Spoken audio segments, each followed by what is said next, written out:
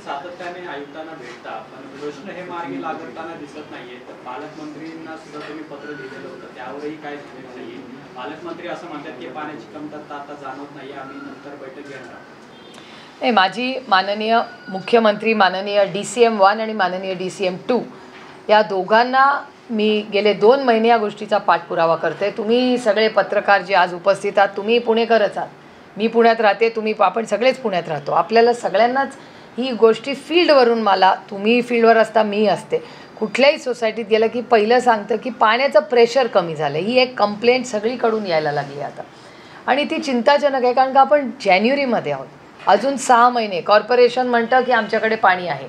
Irrigation खात्याकडे मी 1 महिन्यापूर्वी का 3 आठवड्यापूर्वीच गेले होते आणि ग्रामीण भागाला शेतीचं पाणी, पिण्याचं पाणी, गुरांचं पाणी इथे कमतरता दिसते. अनेक धरणं आहेत. मी परवा भाटघर धरणावर गेले होते. त्याच्या आधी बाकीची आपली जी धरणं आहेत त्याची काय परिस्थिती आहे, मग आज उजनीची काय परिस्थिती आहे. त्याच्यामुळे उजनीचा सगळा लोड आपल्यावर नाही आहे, पण शेजारच्या जिल्ह्यांवर तर आहेतच ना, ते तिथेच पाणी सप्लाय होतं.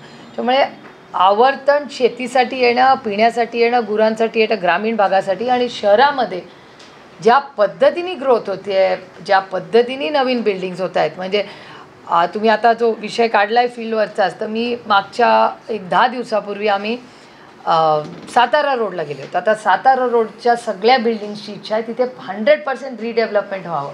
आता तुम्ही विचार करा, आपण सगळे सातारा रोडली जातो, आहे तोच ट्रॅफिक, पाणी आणि कचऱ्याचा तिथे प्रॉब्लेम आहे. तिथे रिडेव्हलपमेंट झाली तर ह्याचं कोणी प्लॅनिंग केलं आहे का?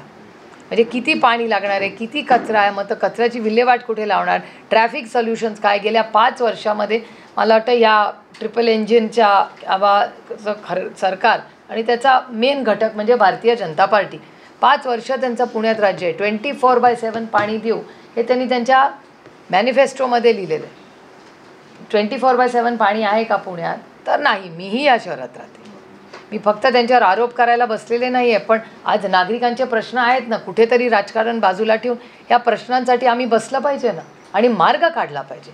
यावर्षी पाऊस चांगला झालेला नाही आहे, त्याच्यामुळे ह्याच्यासाठी प्रशासन, माननीय मुख्यमंत्री आणि DCM 1 आणि DCM 2 माझी यांना विनम्र विनंती आहे पुन्हा की या पाण्याचा प्रश्न कृपा करून लाईटली घेऊ नका.